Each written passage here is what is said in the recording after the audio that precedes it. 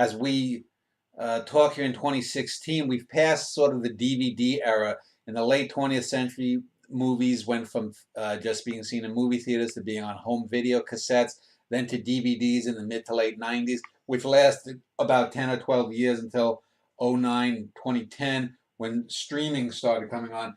But DVDs had their golden age in the first decade of the 21st century. And in doing so, you would get a lot of behind the scenes things, how this movie was made, a lot of talking head experts talking about an important film historically, or the current actors and directors basically giving each other hand jobs about whatever shit film they had made. So I wanted to basically talk about the book and the making of the book, and so I wanted to talk about why the epigraph was chosen, why the Jeffers poem was broken up, and so doing that was interesting. Then the alternate epigraphs, this is going back to Moby Dick, which opens up with a number of epigraphs about the whale. So I wanted to do something similar in here. And in this intermission, these were legitimate epigraphs. I had whatever it is, 15, 20, 30 of them that I was thinking of using at various points in the book. But since I didn't use them in the book, I figured I'd give an alternate of things, why things. So it gives you see the influence of people like Isley and W.B. Yeats. Then some bullshit commercials, radio spots that are leftovers from the opening of the book, which had trailers and teaser trailers and whatnot. And it's basically then goes back because in between long films like David Lean epics or some long foreign films in the 60s and 70s, you would have intermissions in a movie where you'd have 5 or 10 minutes and you'd see what looked like a curtain on screen and blah blah, some music playing.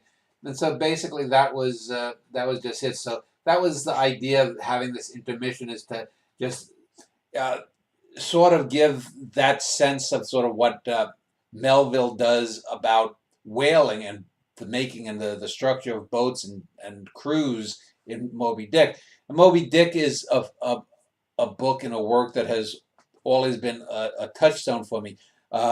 Just thinking about, for example, this coming up sci-fi book that I'm going to do, another book that has always been big with me has been Pinocchio.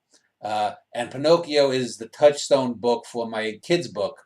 But it's also going to be an interesting book, and also La Dolce Vita, the film. So 3 of the biggest influences are Melville's Moby Dick, Pinocchio by Carlo Collodi, and Fellini's La Dolce Vita, which I think is probably the greatest film that I've ever seen. Even though I don't think Fellini is the greatest director, that single film, though, I think is the film that does the most in the most areas. And that figures in the spy book. But Pinocchio is going to figure in my sci-fi book because I've got this idea of this sentient creature living in outer space that's going to be similar to the whale that swallows Pinocchio and Geppetto in the book.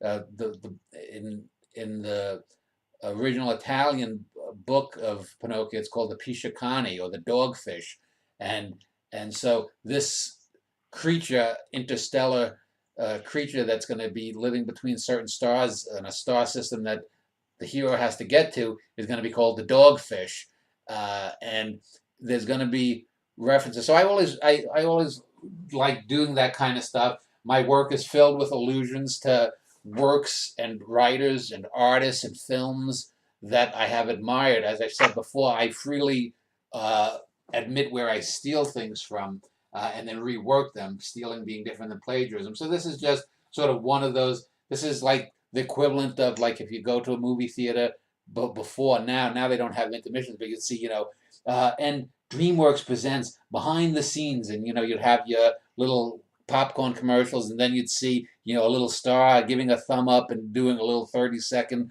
bullshit. Oh, this is the greatest movie ever. So this just continues the pattern that started to open the book.